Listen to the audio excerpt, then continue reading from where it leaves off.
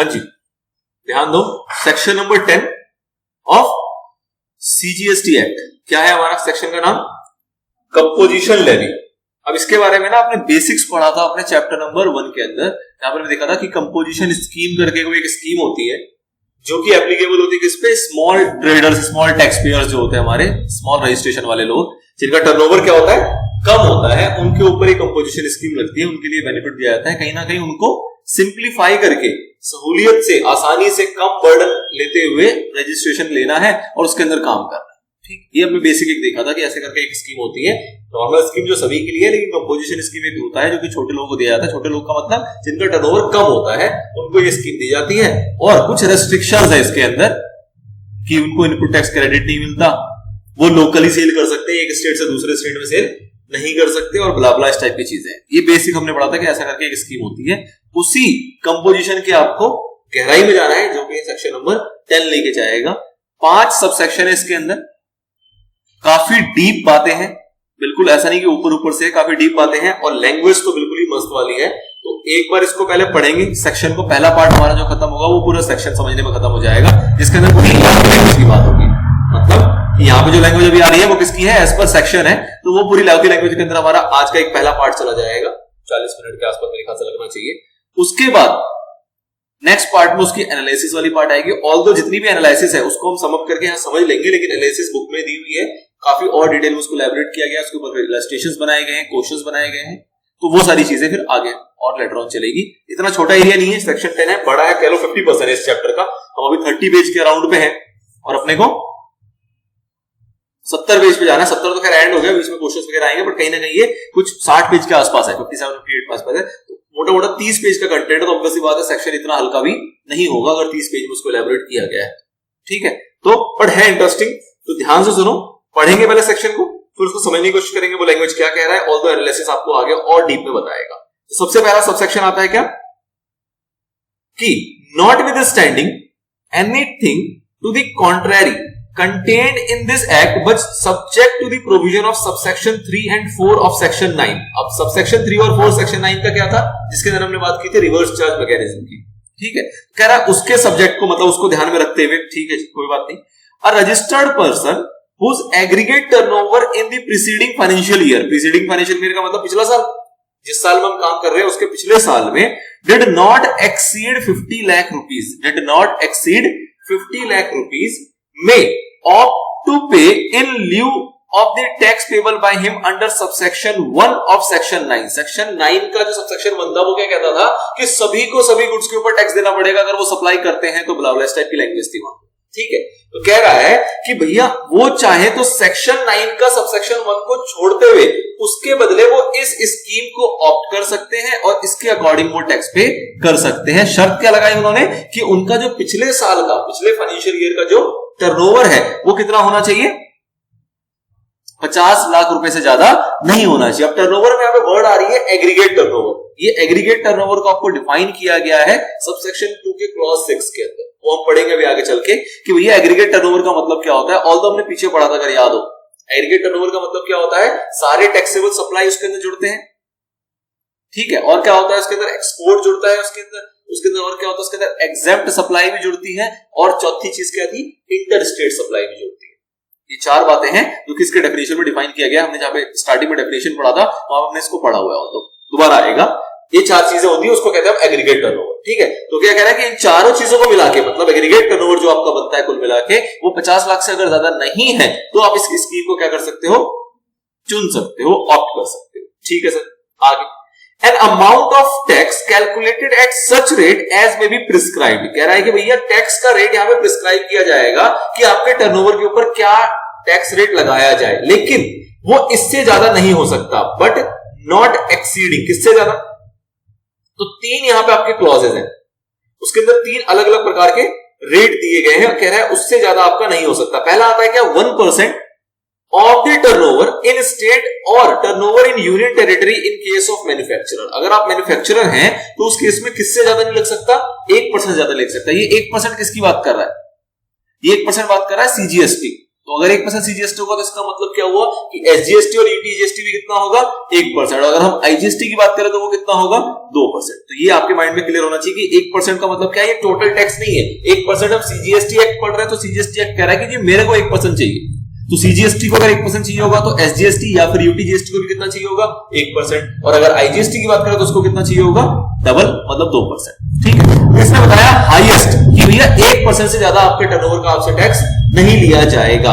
यहां पे क्वेश्चन मतलब ये है, आपको फुटनोट दिया हुआ है 19 नंबर का, और वो ये बता रहा है आपको कि 8% क्या चल रहा है। तो 8% कितना है 98, मतलब आधा परसेंट जो है वो अभी फिलहाल ये लेवी किया जाता है कि मैन्युफैक्चरर लोगों के ऊपर कितना टैक्स लगाया जाता है 0.5%। तो 0.5% सीजीएसटी हो गया, हाफ क्या हो गया एसजीएसटी, मतलब कुल मिला के कितना है 1%। पर लॉ में कितना लिखा है कि मैक्सिमम कितना ले सकते हैं आपसे 1% सीजीएसटी का, एक एसजीएसटी का, कुल मिला के 2% आपसे लिया जाता है। लेकिन अभी ये लोग कितना ले रहे हैं 50%, मतलब हाफ ले रहे हैं। ठीक है, वो हम देखेंगे आगे चल के। अच्छा, जो 50 लाख रुपए भी आपने ऊपर पढ़ा ना, उसमें भी आप देखोगे भी आगे की लैंग्वेज के अंदर कि उसके अंदर भी गवर्नमेंट चाहे तो with the recommendation of GST council उस 50 लाख को बढ़ा के ले जा सकती है कहां तक 1.5 करोड़ तक, 1.5 CR तक ले जा सकती है। और 8% वो ले जा चुकी है, मतलब 8% जो लिमिट है वो कितनी कंपोजिशन स्कीम की 1.5 CR। ठीक है, 1.5 करोड़ हमारी आज के टाइम पे लिमिट है, जो कि लॉ के अंदर क्या कहा गया था कि जब ये लॉ आया तो उन्होंने कितना रखा स्टार्टिंग में 50 लाख रुपए, और साथ ही में कंडीशन डाल दी कि गवर्नमेंट अगर चाहे तो with the recommendation of GST council इसको एक्सटेंड कर सकती है लिमिट को कहां तक 1.5 CR तक, और वो इन्होंने कर चुके हैं पीछे डेट पे, मतलब आज के टाइम पे 1.5 CR ही होता है। ठीक है, और आज के टाइम पे रेट कितना है मैन्युफैक्चरर के लिए 0.5%, जो कि मैक्सिमम कितना कर सकते हैं उसको 1% एज पर लॉ। दूसरा देखो 2.5% of the turnover in the state or turnover in the union territory in case, ये देख रहे हो इस लैंग्वेज का मतलब क्या है 1% of the turnover in the state और turnover in union territory, मतलब स्टेट का भी 1%, टेरिटरी हो तो भी इसका 1%, वही चीज है। 2.5% of the turnover in the state or turnover in union territory in case of persons engaged in making supplies referred to in clause B of paragraph 6 of schedule 2। अब आपको यहां पे याद करना पड़ जाएगा जो मैं पूछ रहा था इससे शुरू करने से पहले कि भैया शेड्यूल 2 के पैराग्राफ 6 के क्लॉज बी में क्या लिखा हुआ है, जिसकी बात कह रहा है कि अगर वो वाली सप्लाई होगी, कौन सी वाली, शेड्यूल 2 पैराग्राफ 6 क्लॉज बी वाली अगर सप्लाई होगी तो उस केस में आपका टैक्स रेट कितना होगा, अगर आप ये स्कीम ऑप्ट करते हो तो 2.5%, मतलब कुल मिलाकर आप कह सकते हो कितना 5% होगा, 2.5% सीजीएसटी का और 2.5 स्टेट या यूटी का। क्लियर है। अब ये किसकी बात कर रहा है, तो ये अगर ध्यान हो तो हमने शेड्यूल 2 पढ़ा था। शेड्यूल 2 किस चीज का था, जिसके अंदर क्लासिफिकेशन होती थी कि भैया किसको हम सप्लाई ऑफ गुड्स मानेंगे और किसको हम सप्लाई ऑफ सर्विसेज मानेंगे। उसके अंदर जब शेड्यूल 6 पढ़ा था, उसके सॉरी पैराग्राफ 6 पढ़ा था, तो पैराग्राफ 6 किसके ऊपर था, उसके अंदर 2 क्लॉज थे। एक था आपका वर्क्स कॉन्ट्रैक्ट का, एक किसका था वर्क्स कॉन्ट्रैक्ट का, जिसको हमने क्या कहा था सप्लाई ऑफ सर्विसेज माना जाएगा, और एक था हमारा रेस्टोरेंट सर्विसेज का। जो क्लॉज भी बात कर रहा है वो किसकी बात कर रहा है, रेस्टोरेंट सर्विसेज की बात कर रहा है कि भैया अगर रेस्टोरेंट सर्विसेज है तो वो क्या आता है आपका सप्लाई ऑफ सर्विस माना जाता है। और उस केस में अगर आप रेस्टोरेंट चलाते हो तो उस केस में आप कंपोजिशन स्कीम को ऑप्ट कर सकते हो, और अगर करोगे तो उस केस में टैक्स रेट कितना लगेगा आपका 2.5% का सीजीएसटी, तो ओवरऑल कितना 5%। क्लियर है। तो पहला रेट आया मैन्युफैक्चरर के लिए कितना, मैक्सिमम 1% लगाया जा सकता है, आज के टाइम पे 0.5% है। इस केस में कितना आया रेस्टोरेंट सर्विसेज को, इसको हम शॉर्ट में रेस्टोरेंट ही बोल के चलेंगे, बार बार नहीं बोलेंगे, ऑल्दो याद होना चाहिए आपको कि शेड्यूल 2 का पैरा 6 का क्लॉज बी जो है वो किसकी बात करता है, रेस्टोरेंट सर्विसेज की, जिसके अंदर आपका कंपोजिशन स्कीम के अंदर टैक्स रेट कितना है 2.5% स्टेट का या फिर यूटी का। ठीक है, ओके। तीसरा क्या है, 0.5% of the turnover, 0.5% of the turnover in state और turnover in union territory in case of other supplies. इसके अलावा अगर कोई हो गया तो उसके लिए कितना होगा 0.5%। इसके अलावा का मतलब क्या हो गया, ट्रेडर।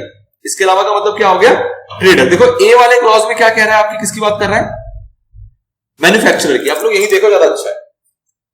ए वाले में किसकी बात कर रहा है, मैन्युफैक्चरर की।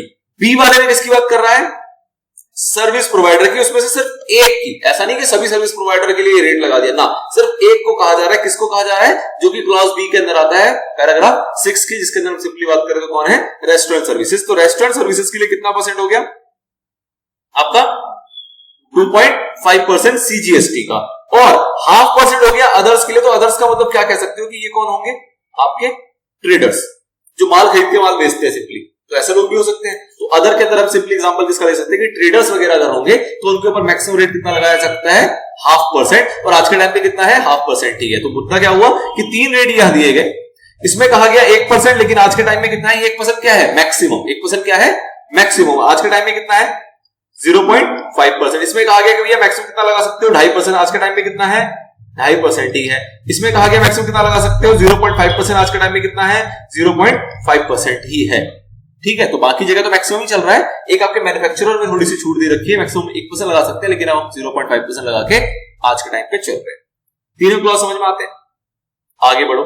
Subject to such conditions and restrictions as may be prescribed. अब यहाँ पे कुछ कंडीशंस भी लगाई गई है कि भैया आप ठीक है आपकी टर्नओवर 50 लाख से कम होगी तो आप मैक्सिमम इतना इतना टैक्स देके छुट्टी पा सकते हो, आपको बाकी चीजें की जरूरत नहीं है, लेकिन साथ ही में कुछ कंडीशंस भी हैं जो कि प्रिस्क्राइब की गई हैं, आपको वो भी फॉलो करने पड़ेंगे, आगे बढ़ने को मिलेगा।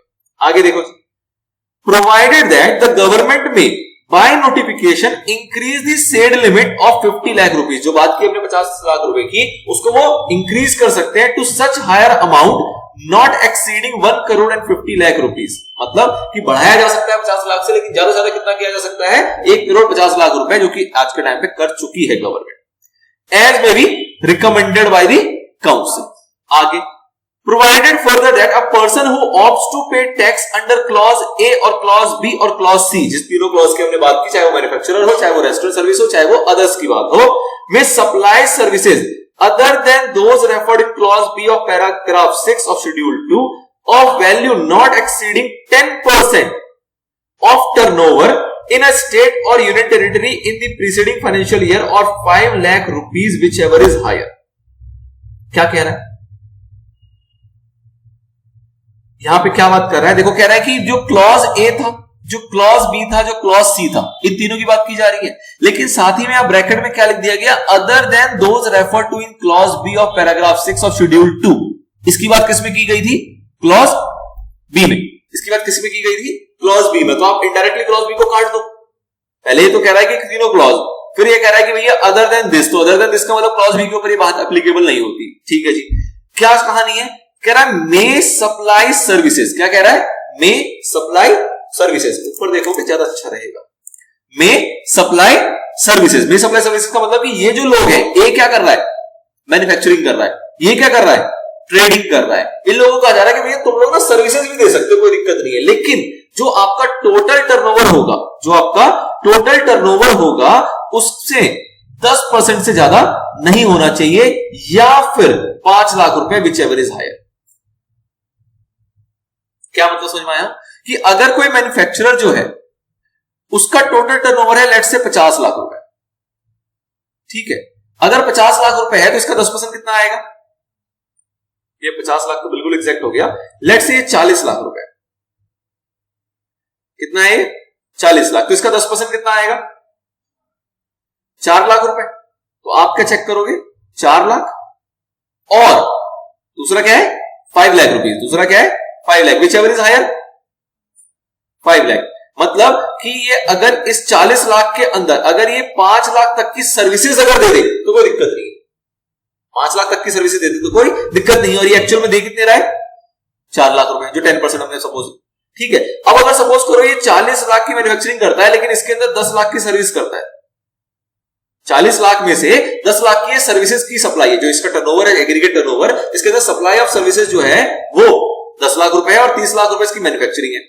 तो क्या ये इस स्कीम को ऑप्ट कर पाएगा, नहीं कर पाएगा। क्यों, क्योंकि जो आपको कंडीशन लगाई गई वो क्या लगाई गई कि भैया आप सर्विसेज अगर देना चाहते हो मैन्युफैक्चरिंग के साथ या फिर ट्रेडिंग के साथ तो दे सकते हो, क्योंकि कई बार ऐसा होता है कि मैन्युफैक्चरिंग बहुत बड़ा काम है, हो सकता है उसके साथ कुछ सर्विसेज दे देते हो, आप सपोज माल मैन्युफैक्चर करते हैं उसका सामने वाले को कहते हैं हम डिलीवरी कर देंगे, डिलीवरी की सर्विस दे देते हैं, बट मैन्युफैक्चरिंग कंपैरेटिवली क्या होगा बड़ा, और डिलीवरी क्या होगा एक प्रकार से उसका एंसिलरी पार्ट है, एक बहुत माइनर पार्ट है। आप मैन्युफैक्चरिंग करोड़ की करोगे तो कुछ 5-10 लाख रुपए डिलीवरी चार्जेस कमा लेते होगे, लेकिन ऐसा नहीं होगा कि आप करोड़ों की डिलीवरी चार्जेस कमा रहे हो और मैन्युफैक्चरिंग 1-2 लाख की कर रहे हो, ऐसा नहीं होगा। तो मुद्दा क्या कहा गया कि भैया 90% एरिया जो होना चाहिए वो किसका होना चाहिए, मैन्युफैक्चरिंग या फिर ट्रेडिंग का, 10% वो चल जाएगा, लेकिन ये 10% भी आपका 5 लाख से ज्यादा नहीं होना चाहिए। अब इसका एग्जाम्पल क्या है कि कोई कहता है कि जी मैं 10% सर्विसेज देता हूं और मेरा टर्नओवर जो है वो है 20 CR का, मेरा टर्नओवर कितने का है 20 CR का, 20 CR का वो 10% सर्विस देता है, 10% कितना आएगा 10% कितना आएगा? 2 करोड़। और आपको किससे कंपेयर करना है इसको? 5 लाख से। Whichever is higher, whichever is higher कितना हो जाएगा? 2 करोड़। अब अगर वो 2 करोड़ का देगा तो कोई दिक्कत नहीं है, मतलब कहीं ना कहीं आप देख लो कि 10% अगर वो लेके चल रहा है सर्विसेज का पोर्शन तो कोई दिक्कत नहीं है। 5 लाख तो आपको ऐसी एडिशनल छूट दे रखी है कि भैया तुम अगर 50,000 का भी करोगे ना तो हम कह रहे तुम 5 लाख तक कर सकते थे, विच एवर इज हायर। तो कह रहा है 50,000 का मैं करता हूं और 5 lakh whichever is higher तो 5 लाख, तो 5 लाख तक तो कोई दिक्कत नहीं, उन्होंने एक सीलिंग लिमिट बना दी। अदरवाइज 10% यहाँ पे मेन लिमिट है आपकी। मेन लिमिट क्या है? 10%। ध्यान में रखने वाली कि भैया 10% ज्यादा आप सर्विसेज नहीं दे सकते अगर आप मैन्युफैक्चरिंग करते हो या फिर अगर आप ट्रेडिंग करते हो और आपने कंपोजिशन स्कीम को ऑप्ट किया हुआ है तो। ठीक है, रेस्टोरेंट वालों के लिए ऐसा नहीं किया गया। क्यों? क्योंकि भैया रेस्टोरेंट के अंदर सर्विसेज का पोर्शन हो सकता है खाने से ज्यादा हो। रेस्टोरेंट के अंदर हो सकता है कि फूडिंग का बिल कम हो लेकिन उसके साथ जो आप एमबीएस प्रोवाइड कर रहे हो उसको और जो सर्विसेज वहां पे दे रहे हो एडिशनली वो उसकी वैल्यू ज्यादा हो, तो वहां पे 10% की कंडीशन आप नहीं लगा सकते। इसलिए यहां पे अदर देन आ गया रेस्टोरेंट के केस में, जो कि क्लॉज बी पैराग्राफ 6 शेड्यूल 2 की बात कर रहा है। क्लियर है ये पॉइंट? तो ये भी एक कंडीशन आई। आगे एक्सप्लेनेशन क्या कह रहा है? For the purpose of second proviso the value of exempt supply of services provided by way of extending deposit loans or advances in so far as the consideration is represented by way of interest or discount shall not be taken into account for determining the value of turnover in a state or union territory। क्या मतलब है इसका? क्या मतलब है इसका? कि जब हम एग्रीगेट टर्नओवर निकालेंगे, तो उस केस में अगर मेरा कोई सप्लाई ऑफ सर्विस है, यहां पे बात की ना 10% की सेकंड प्रोवाइजो के अंदर, तो 10% के अंदर ऑब्वियसली बात है सर्विसेज के अंदर हो सकता है कि मैं कोई ऐसा सप्लाई ऑफ सर्विस कर रहा हूं जिसके अंदर मैं क्या काम कर रहा हूं? मैं काम कर रहा हूं एक्सटेंडिंग डिपॉजिट्स, लोन्स और एडवांसेस, मतलब डिपॉजिट वगैरह देने का, लोन्स वगैरह देने का काम करता हूं और इसके बदले मुझे कंसिडरेशन क्या मिलता होगा? इंटरेस्ट। कंसिडरेशन क्या मिलता है? मैं किसी को लोन देता हूं तो मुझको कंसिडरेशन क्या मिलेगा? इंटरेस्ट मिलेगा। तो वही क्या कह रहा है? In so far as the consideration is represented by way of interest और डिस्काउंट। इस तरीके का अगर मेरा कोई काम कर रहा हूं तो इस सप्लाई को हम इस एग्रीगेट टर्नओवर के अंदर काउंट नहीं करेंगे, इस एग्रीगेट टर्नओवर के अंदर काउंट नहीं करेंगे for the purposes of second proviso, जहां पे आपको इस सर्विसेज को इंक्लूड करने की बात आ रही है। देखो और तो कहीं बात नहीं आई ना, और तो कहीं बात नहीं आई। अगर हमने पीछे बात की तो पीछे क्या था हमारा? सर्विसेज वाला बी क्लॉज हटाई दिया, ए क्लॉज में मैन्युफैक्चरिंग कर रहा है, कोई दिक्कत ही नहीं है, और सी क्लॉज में ट्रेडिंग कर रहा है, कोई दिक्कत नहीं है। लेकिन जहां पे आपको ये वाला पॉइंट आ रहा है कि भैया तुम सप्लाई कर सकते हो किसका? सर्विसेज का, तो कब सर्विसेज को काउंट करना है, कौन सी सर्विस को काउंट नहीं करना? तो कह रहा है सभी सर्विस काउंट किए जाएंगे सिवाय इस चीज के। किस चीज के? Extending deposit, loans and advances, जहां पे आपको कंसिडरेशन मिलता है बाय वे ऑफ इंटरेस्ट और डिस्काउंट, उसको आप यहां पे इंक्लूड करके नहीं चलोगे। ठीक है, for the purpose of second proviso the value of exempt supply of services provided by way of this, क्योंकि आपको पता है एग्जेम्प्ट सप्लाई भी जुड़ती है। एग्रीगेट टर्नओवर का रूल क्या है? ऑल्दो हम आगे पढ़ेंगे, बट सेक्शन 2 क्लॉज 6 में क्या बोला हुआ है कि एग्जेम्प्ट सप्लाई भी जुड़ेगी, एक्सपोर्ट भी जुड़ेगा, इंटरस्टेट भी जुड़ेगा, टैक्सेबल भी जुड़ेगा। तो एग्जेम्प्ट को जोड़ दोगे तो उसकी वैल्यू बढ़ जाएगी, लेकिन कहा जा रहा है ये वाली एग्जेम्प्ट को छोड़ देना है। कौन सी वाली को? जो कि आपका extending deposit, loans and advances होगा, जिसमें आपको कंसिडरेशन मिलता है बाय वे ऑफ इंटरेस्ट और डिस्काउंट। क्लियर है? आगे बढ़ो। ये पूरी बातें थी किसकी? ये पूरी बात किसकी थी आपकी? सबसेक्शन 1। क्या क्या बात बोल के फिर से एक बार रिवाइज कर लेते हैं। सबसेक्शन 1 ने क्या क्या बोला कि कोई इंसान सेक्शन 9 का सबसेक्शन 1 को छोड़ के वो चाहे तो सेक्शन 10 का सबसेक्शन 1 के अकॉर्डिंग वो कंपोजिशन स्कीम को ऑप्ट कर सकता है। शर्त क्या लगाई गई कि उसका जो टर्नओवर होगा वो कितना होना चाहिए? 50 लाख। एग्रीगेट टर्नओवर, सॉरी, जो उसका एग्रीगेट टर्नओवर होगा वो कितना होना चाहिए? 50 लाख से कम, और उसको उसके ऊपर टैक्स देना पड़ेगा इन 3 कैटेगरी के अंदर। 3 क्लॉज बताया गया। मैन्युफैक्चरिंग के लिए बताया गया कितना? नॉट एक्सीडिंग कितना? 1%, ऑल्दो प्रैक्टिकली कितना चल रहा है? 0.5%। दूसरा बताया गया clause B paragraph 6 of schedule 2 वालों के लिए कितना बताया गया? 2.5% सीजीएसटी का। और तीसरा बताया गया कि बाकी जो अदर्स होंगे उनके लिए कितना? 0.5% आपको टैक्स पे करना पड़ेगा। फिर प्रोवाइजो के अंदर क्या बात बताई गई कि भैया जो 50 लाख की लिमिट है इसको गवर्नमेंट बढ़ा सकती है, कितना कर सकती है? 1.5 सीआर तक कर सकती है, जो कि एक्चुअल में कर रखा है। अगला प्रोवाइजो क्या बताया गया कि भैया जो ए और सी वाले हैं, बी को कहीं ना कहीं उसके अंदर छोड़ दिया गया। जो क्लॉज ए और क्लॉज बी की बात हुई उसको कहा गया कि भैया आप सप्लाई कर सकते हो किसका? सर्विसेज का भी। सप्लाई किसका कर सकते हो? सर्विसेज का भी कर सकते हो, लेकिन किंतु परंतु जो आपका एग्रीगेट टर्नओवर होगा उसका 10% और 5 लाख व्हिचएवर इज हायर से ज्यादा वो नहीं होना चाहिए। ठीक है, फिर उसके अंदर एक्सप्लेनेशन क्या डाली गई कि भैया जो यहाँ पे वैल्यू ऑफ सर्विसेज आपको निकालना है या फिर जो एग्रीगेट टर्नओवर आपको निकालना है उसके अंदर आपको कौन सा सर्विस नहीं लेना? एग्जेम्प्ट सप्लाई ऑफ सर्विस, जो किससे होता है आपका? एक्सटेंडेड डिपॉजिट, लोन्स और एडवांसेस, जिसमें कंसिडरेशन क्या मिलता है आपको? इंटरेस्ट और डिस्काउंट। उसको आप यहाँ पे इंक्लूड करके नहीं चलोगे। All is well. चलिए जी, ये देख लो 19 पॉइंट जो नोट था वो ये कह रहा है rate of tax prescribed in case of manufacture is 0.5% of the turnover in state duty, the same has been discussed detail, वो तो आगे पढ़ेंगे ही। कह रहा है कि जो मैन्युफैक्चर के लिए आज के टाइम में कितना है 0.5%, ऑल्दो लॉ में कितना लिखा है इसको कितना किया जा सकता है, मैक्सिमम 1%। अगला, the turnover limit for composition has been increased from 50 lakh to 1.5 crore by notification number this and this dated 7 March 2019 को। तो 7 मार्च 2019 के अंदर ही इसको बढ़ा के कितना किया जा चुका है 1.5 CR। लॉ में 50 लिखा था और पावर दे दी थी गवर्नमेंट को कि आप कितना कर सकते हो इसको 1.5 CR, उन्होंने 7 मार्च 2019 में ही कर दिया इसको 1.5 CR। All is well. आगे बताओ सबसेक्शन 2 क्या कह रहा है, कह रहा है the registered person shall be eligible to opt under subsection 1 if का मतलब क्या हुआ, जो ऊपर बातें बताई गई थी कि आपको कई सारी कंडीशंस वगैरह भी दी गई है जिसको फॉलो करना पड़ेगा, तो यहां सारी क्या आ रही है आपको कंडीशंस कि भैया रजिस्टर्ड पर्सन जो है वो सबसेक्शन 1 को ऑप्ट कर सकता है। सबसेक्शन 1 का मतलब कंपोजिशन लेवी को वो ऑप्ट कर सकता है अगर किंतु परंतु क्या क्या चीजें हैं देखो, same as provided in subsection 1 he is not engaged in the supply of services. अब सेम एज प्रोवाइडेड का मतलब क्या हुआ कि भैया सर्विसेज के लिए नहीं है कंपोजिशन लेवी, लेकिन सबसेक्शन 1 में एक सर्विस की बात की गई थी, कौन से वाले की, रेस्टोरेंट सर्विसेज की, उसको छोड़ दो। अदरवाइज अगर आप सर्विसेज में डील करते हो तो आप कंपोजिशन लेवी नहीं ले सकते। सबसेक्शन 2 क्या कह रहा है कि भैया आपको क्या होना चाहिए, मैन्युफैक्चरर या फिर ट्रेडर होना चाहिए, आप सर्विस प्रोवाइडर नहीं होने चाहिए। Same as provided in subsection 1। Subsection 1 ने क्योंकि एक को छूट दे दी, किसको छूट दे दी, क्लॉज बी पैरा 6 शेड्यूल 2, कौन आया, रेस्टोरेंट सर्विसेज। तो ऑल दो सर्विसेज है लेकिन उसको सबसेक्शन 1 ने ही माफी दे दी है, इसलिए सबसेक्शन 2 कह रहा है उसको छोड़ के बाकी आप कोई भी सर्विसेज नहीं दे सकते अगर आपने कंपोजिशन लेवी ले रखा है तो। सिंपल। आगे, he is not engaged in making any supply of goods which are not leviable to tax under this act। मतलब कि जिस आइटम पे टैक्स ही नहीं लगता अगर आप वो सप्लाई कर रहे हो तो उस केस में आपको फिर कंपोजिशन लेवी नहीं मिलेगा। मतलब आप एग्जाम सप्लाई कर रहे हो एक तरीके से, मेल रेटेड सप्लाई कर दो, इसके अंदर टैक्स देने की जरूरत ही नहीं पड़ती, तो उस केस में आपको कंपोजिशन लेवी नहीं मिलेगा। ऑल्दो आप लोगे भी क्यों, आप सोचो ना कोई ऐसे गुड्स बेच रहे हो जिसके ऊपर आपका वो टैक्स फ्री है, ठीक है, एग्रीगेट टर्नओवर में उसको जोड़ लिया जाएगा और आपको बोला जाएगा 1% दो या 2.5% दो या फिर 0.5% दो, आप बोलोगे कूदू, मैं तो नॉर्मल स्कीम लूंगा, वहां पर कोई टैक्स देना ही नहीं क्योंकि मेरी जो आइटम है जो गुड्स है उसके ऊपर टैक्स लगता ही नहीं, ठीक है, तो वो बंदा नहीं होना चाहिए। अगला, ही is not engaged in making any inter state outward supply of goods. ये बात भी हमने पीछे पढ़ी हुई थी कि भैया ये जनरली छोटे व्यापारी को दिया गया। छोटे व्यापारी का मतलब क्या है, जिसकी दुकान होती है, गली कूचे के अंदर छोटी मोटी दुकानें होती हैं, तो उसको क्या कहा गया कि अगर तुम दिल्ली में रजिस्टर्ड हो दिल्ली के अंदर कितना भी काम कर लो, लेकिन दिल्ली से तुम मुंबई काम नहीं कर सकते।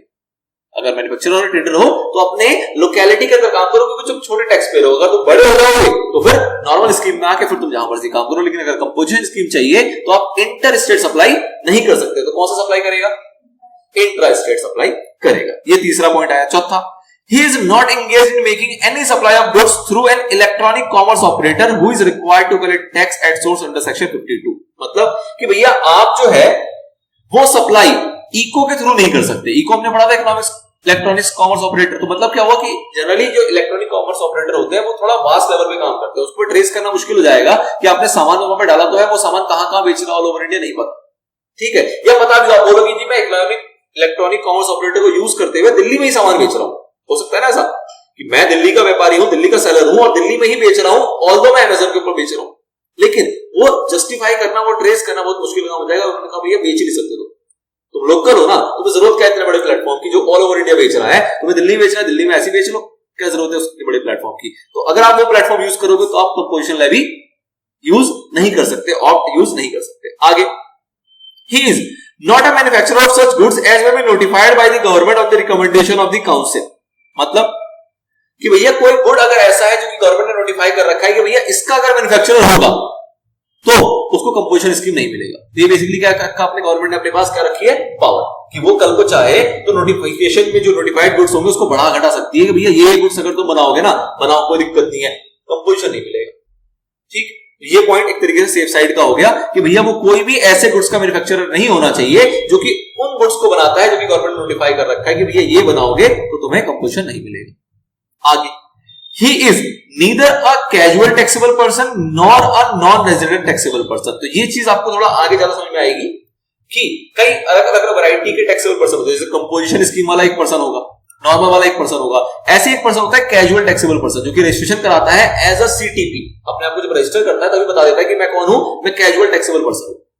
ठीक है, कैजुअल टैक्सेबल पर्सन का जनरली एग्जांपल ऐसा होता है कि ऐसा समझ लो कि किसी को छोटा मोटा 2-4 महीने काम करना था, उसने रजिस्ट्रेशन कराया, 2-4 महीने काम किया, रजिस्ट्रेशन बंद करके बैठ गया, मतलब किसी एक पर्पस के लिए उसने रजिस्ट्रेशन कराया, कैजुअल टैक्सेबल पर्सन। और दूसरा कौन है, नाम से पता लग रहा है, non resident taxable person, NRTP कहते हैं इसको। तो ये वो लोग हैं जो कि बाहर से आते हैं, हमारे देश में कुछ काम करते हैं और फिर वो निकल लेते हैं, या हो सकता है काम करते भी रहे लेकिन वो रेजिडेंट नहीं है इंडिया के, तो उन लोगों को भी कंपोजिशन स्कीम नहीं मिलेगी। कंपोजिशन स्कीम बेसिकली किसको दिया जा रहा है, जो कि रेगुलर काम करता है, छोटा व्यापारी। ये लोग रेगुलर काम नहीं करते, प्लस देश के नहीं हमारे, इसको क्यों फायदा पहुंचा, काम करेगा तो बड़ी पार्टी होगी, छोटा पार्टी तो होगा नहीं, 10-20 लाख का काम करे तो आएगा नहीं हमारे देश के अंदर। तो उन लोगों को भी यहां पे क्या किया गया है, एक्सक्लूड किया गया है कि भैया तुम लोगों को कंपोजिशन स्कीम नहीं मिलेगा। तो सबसेक्शन 2 क्या बातें बता रहा है आपको, कुछ ऐसी 6 बातें जिन जिन कंडीशंस को आपको फॉलो करना पड़ेगा, अगर वो कंडीशन मेट नहीं करोगे तो आपको सबसेक्शन 1 वाला जो कंपोजिशन स्कीम है वो नहीं मिलेगा। क्लियर, आगे, provided that where more than one registered person are having the same, ये वाली लाइन याद रखना, ये पता नहीं कम से कम 10 बार पढ़ने को मिलेगी। Provided that where more than one registered persons are having the same permanent account number issued under the Income Tax Act 1961, the registered person shall not be eligible to opt for the scheme under subsection 1 unless all such registered persons opt to pay tax under that subsection। क्या कह गया, कैसी सी language होती है ना law की, एक बार में समझ ही नहीं आता है ना। ये क्या कह रहा है कि सपोज करो कि आपने अपना रजिस्ट्रेशन करा रखा है 10 स्टेट्स के अंदर, आप दिल्ली में भी हो, मुंबई में भी हो, कोलकाता में भी हो, चेन्नई में भी हो, ऐसे करके और बहुत सारे स्टेट्स में आपने रजिस्ट्रेशन लिया हुआ, ले सकते हैं।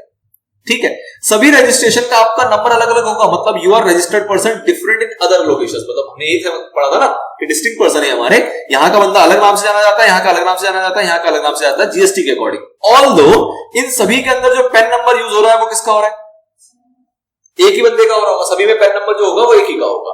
अब अगर ये बोले कि भैया मैं दिल्ली के अंदर ना नॉर्मल स्कीम लूंगा, मुंबई के अंदर नॉर्मल स्कीम लूंगा, लेकिन कलकत्ता में क्या लूंगा, कंपोजिशन स्कीम, चेन्नई में क्या लूंगा, कंपोजिशन स्कीम, तो क्या ऐसा पॉसिबल है? क्या कह रहे हैं कि आपके पेन के थ्रू जितने भी रजिस्टर्ड पर्सन होंगे उन सभी को या तो कंपोजिशन स्कीम में आना पड़ेगा या तो कंपोजिशन स्कीम बाहर जाना पड़ेगा। ऐसा नहीं है कि आप कुछ में कंपोजिशन, मतलब दिल्ली स्टेट में कंपोजिशन ले लो, बाकी में कंपोजिशन ना, एक पेन पे, मतलब सीधी सी बात है ना, एक पेन का मतलब एक इंसान है। अब वो एक इंसान कह रहा है कि दिल्ली में तो मैं बड़ा व्यापारी, कोलकाता में मैं छोटा व्यापारी, कुल मिला के तो बड़ा ही व्यापारी है। समझ पा रहे इस बात को, भैया अगर दिल्ली में किसी का बड़ा बिजनेस है, कोलकाता में वो बिजनेस स्टार्ट करने गया, वो सोच रहा है मैं कंपोजिशन स्कीम से काम चला लूं, खूब चला लूं। भैया दिल्ली में तुम कमाते हो अच्छा खासा, तो तुम एक इंसान तो हो अच्छे खासा कमाने वाले, एग्रीगेट टर्नओवर तुम्हारा ठीक ठाक होगा, तो तुम उसको फ्लक्चुएट नहीं कर सकते। अगर आपको लेना है तो सभी में कंपोजिशन लेना पड़ेगा, सभी का, तभी तो टर्नओवर हम इवैल्यूएट कर पाएंगे कि भैया पूरा टर्नओवर कितना है इसका ऑल ओवर इंडिया। क्यों? क्योंकि जब हम टर्नओवर निकालेंगे तो दिल्ली का अलग निकालेंगे, मुंबई का अलग निकालेंगे, क्या नहीं, सबको जोड़ के निकालेंगे। ठीक है, तो वो कंडीशन लिख रहा है कि भैया या तो आपको सभी पे कंपोजिशन स्कीम ऑप्ट करना पड़ेगा या फिर आप किसी पे नहीं कर सकते। पढ़ो दोबारा। बिल्कुल कर सकते हैं, मेरे पास कंपोजिशन स्कीम लेके मैं हर जगह, पर ये है ना कि मैं एक स्टेट से अपना माल दूसरे स्टेट में ट्रांसफर नहीं करूंगा, वो तो इंटरस्टेट सप्लाई हो गया। लेकिन मैंने अपनी 4 दुकानें, सपोज करो कि आप, क्या नाम लूं मैं, जावेद हबीब ऐसे करके कोई सैलून है ना, कौन सा है, सब छोड़ो यार, नाम छोड़ो, सपोज करो कोई सैलून है, ठीक है। अब इनकी फ्रेंचाइजी हो सकती नहीं हो सकती, ऑल्दो बाल काटते हैं, कोई बड़ा काम नहीं करते, लेकिन इनकी फ्रेंचाइजी बड़ा नाम है, इन्होंने 10 स्टेट्स के अंदर अपनी फ्रेंचाइजी खोली हुई है। तो ये अब ऑब्वियस सी बात है ना, यहाँ बाल कटवाने के लिए दिल्ली में दिल्ली की तो बाल काटते होंगे, दूसरे स्टेट के तो होंगे नहीं, पर इन्होंने 10 स्टेट में काम कर रहे हैं, तो क्या कंपोजिशन स्कीम ले सकते नहीं ले सकते? ले सकते हैं। ऑल्दो मैंने यहाँ पे बात की सर्विसेज की, अभी आपके पढ़ने को मिलेगा कि सर्विसेज वालों को भी कंपोजिशन मिलता है, अभी हमने पीछे पढ़ा ना नहीं मिलता, अब आगे इसके अंदर कुछ चेंजेस हैं वो पढ़ेंगे अभी। बट और ऐसे कोई एग्जांपल ले लो कि भैया तुम दुकान चलाना चाहते हो, तुम बनिया हो, परचून की दुकान चलाना चाहते हो, तुमने 10 स्टेट में अपनी दुकानें खोल ली, हो सकता है नहीं हो सकता? लालाजी स्टोर नाम से तुमने एक ब्रांड बनाया है, उस ब्रांड के नाम से 10 स्टेट के अंदर दुकानें खोले जा रहे हो, क्या सबके अंदर कंपोजिशन स्कीम ले सकते हो? नहीं ले सकते, ले सकते हो। छोटे व्यापारी जब तक ले लो, जब बड़े वाला हो गया, लिमिट खत्म हो जाएगी, तुम्हें अपने आप ही रेगुलर स्कीम बनाना पड़ जाएगा। तो उसकी तो लिमिट है ना, इतने लिमिट तक 1.5 करोड़ तक ही तो रह पाओगे, जैसे 1.5 करोड़ का टर्नओवर क्रॉस हो जाएगा तुम्हें रेगुलर में आना पड़ जाएगा, ये जो ऑप्शन मिला हुआ ये चला जाएगा।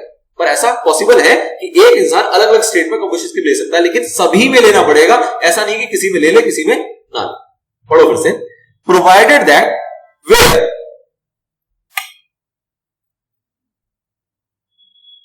शिट,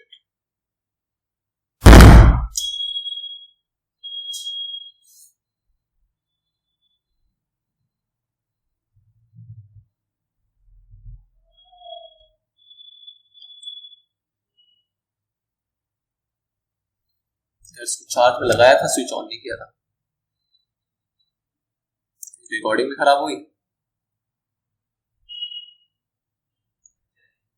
कहाँ बचेगी अब?